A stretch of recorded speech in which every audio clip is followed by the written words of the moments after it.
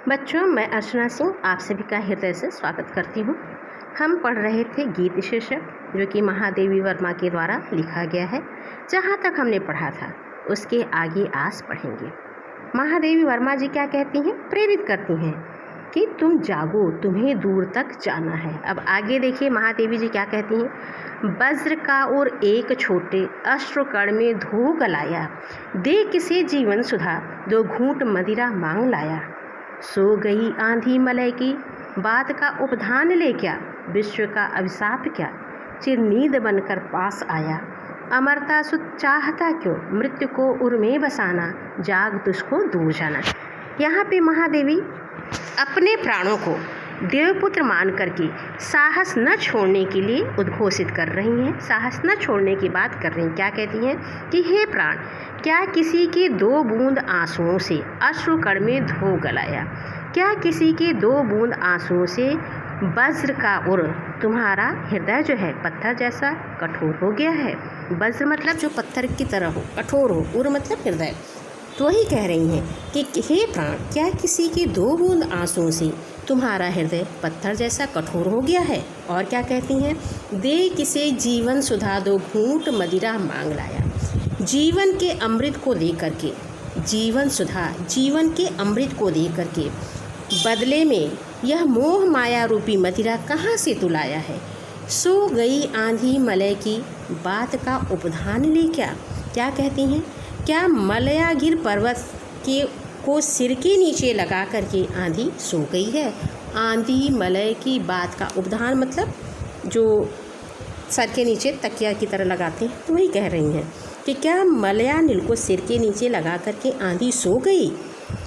विश्व का अभिशाप क्या, चिर नींद बनकर पास आया।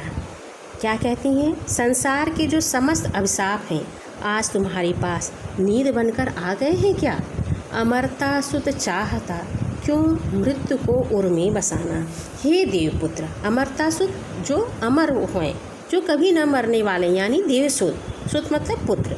हे देवपुत्र, क्या तुमने अपने हृदय में मृत्यु को बसाना चाहते हो। यह उचित नहीं है। जाग तुझको दूर जाना, उठो और अपने कर्तव्य पथ पर तत्परता के साथ आगे बढ़ जाओ, क्योंकि तुम्हें अभी दूर जाना है। आगे क्या कहती हैं महादेवी जी, यहाँ पे प्राण को अमरता सुत के रूप में प्रस्तुत किया गया है, क्योंकि प्राण क्या है, अमर है। और यह जो आत्मा है वह परमात्मा का ही एक अंश है। यहाँ पे भाषा खड़ी बोली है, लाक्षणिक एवं प्रतीकात्मक शैली है, रूपक और अनुप्रास अलंकार है। अब आगे क्या कहती महादेवी जी, कहीं न ठंडी सांस में अब भूल वह जलती कहानी, आग हो उर में तभी दृग में सजेगा आज पानी। यहाँ पे महादेवी जी ने अतीत का चिंतन छोड़ करके वर्तमान को संवारने की बात की है। क्या कहती हैं, कह न ठंडी सांस में अब भूल वह जलती कहानी, आग हो उर में तभी दृग में सजेगा आज पानी। हार भी तेरी बनेगी माननी जय की पताका, राख छड़िक पतंग की है अमर दीपक की निशानी। है तुझे अंगार सैया पर मृदुल कलियाँ बिछाना, जाग तुझको दूर जाना। क्या कहते हैं, तुम अपने अतीत की गाथाओं को, अपने अतीत की कहानियों को ठंडी सांस में दोहराओ, भूलो नहीं। अतीत के प्रति निराश मत हो, उस जलती हुई कहानी को भूल जाओ, क्योंकि वह अब समाप्त प्राय है। विगत सुखद स्मृतियों को रो रो करके कहना पौरुष की निशानी नहीं है। जो चीज़ें बीत गईं, जो दुख हुआ, उसे फिर से नहीं कहना है। आँखों का आंसू तभी शोभा देता है, आग हो उर में तभी दृग में सजेगा आज पानी। दृग मतलब आँख, पानी आँखों के आंसू। तो क्या कहती हैं, आँखों का आंसू जो है तभी शोभा देता है जब हृदय में कुछ आग हो, हृदय में कुछ लालसा हो, कुछ कर सकने की इच्छा हो, महत्वाकांक्षा की आग धधकती हो। हार भी तेरी बनेगी माननी जय की पताका। और यदि तुम ऐसा करोगे तो जैसे राख छड़िक पतंग की है अमर दीपक की कहानी। वह जो दीपक है क्या करता है, जलता रहता है, और जो पतंग है, जो पतंगे हैं, वो क्या करते हैं, उस दीपक के सामने उसके प्रकाश से आकर्षित होकर के उसके ऊपर अपने को राख क्षणिक न्यौछावर कर देते हैं, राख बन जाते हैं और वे दीपक के लिए एक अमर निशान छोड़ जाते हैं।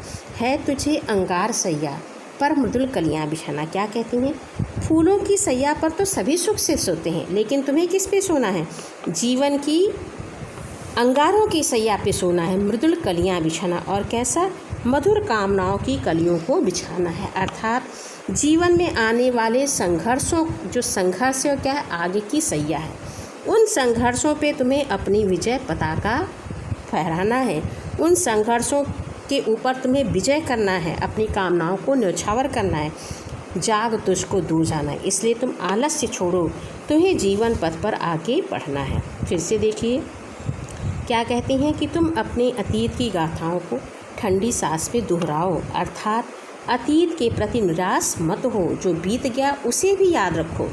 और क्या कहती हैं कि जो जलती हुई कहानी है अब भूल वह जलती कहानी, वह जो जलती कहानी है उसे भूल जाओ। और क्या कहती हैं कि आँखों में आंसू तभी शोभा देता है जब हृदय में क्या हो, आग हो, जब हृदय में कुछ करने की इच्छा हो, कुछ करने की लालसा हो, हृदय में जब महत्वाकांक्षा की आग जलती रहेगी तभी हमारे आँखों में आंसू शोभा देगा। यदि तुम ऐसा करोगे तभी तुम्हारी विजय पताका, तुम्हारी जो हार है वह क्या होगी, विजय में परिवर्तित हो जाएगी।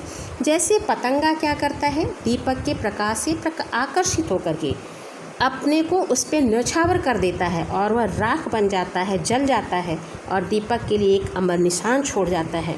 तुम्हें फूल की सैया पर सुख से सभी सोते हैं, लेकिन तुम्हें फूलों की सैया पे नहीं सोना है, तुम्हें अंगारे की सैया पर सोना है, अर्थात जीवन के संघर्षों पे तुम्हें विजय प्राप्त करना है और अंगारों की सैया पे मधुर कामनाओं की कलियां बिछाना है, अर्थात जो जीवन के संघर्ष हैं उन संघर्षों पे अपनी सारी कामनाओं को तुम्हें न्यौछावर करना है।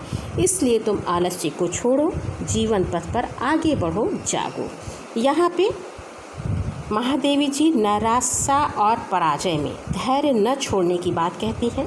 भाषा खड़ी बोली है, अलंकार रूपक और मानवीकरण किया गया है। अब इसके आगे देखते हैं क्या कहती महादेवी जी। पंत होने दो अपरिचित, प्राण रहने दो अकेला, घेर ले छाया अमावन, आज कज्जल अश्रुओं में रिमझिमा ले यह घिराघन। क्या कहती हैं कवित्री कि अपने जो लक्ष्य का पथ है उस लक्ष्य पथ पर हमें निरंतर आगे बढ़ते जाना है।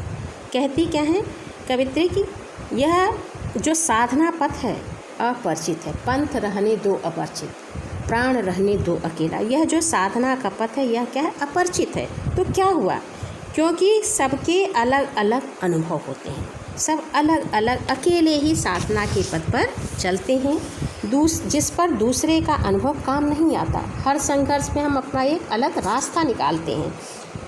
और क्या कहती हैं, घेर ले छाया अमावन, आज कज्जल अश्रुओं में रिमझिमा ले यह घिराघन, और होंगे नयन सुखी तिल बुझे और पलक रूखे, आर्द्र चितवन में यहाँ शत विद्युतों में दीप खेला। क्या कहती हैं कि चाहे जितनी विघ्न बाधाओं का अंधकार आ जाए, वह अमावस्या की रात बन करके तुम्हें घेर ले, और विपत्तियों के घने मेघ जो है, यह घिराघन जो विपत्तियाँ रूपी मेघ, घने मेघ हैं, वो घेर करके आज कज्जल अश्रुओं में नेत्रों से काजल मिश्रित अश्रु वर्षा करा दें, अर्थात विपत्तियों के कारण आँखों से आंसू जो है वह काजल को भी बहा दे, फिर भी वह मुझे रोक नहीं सकते।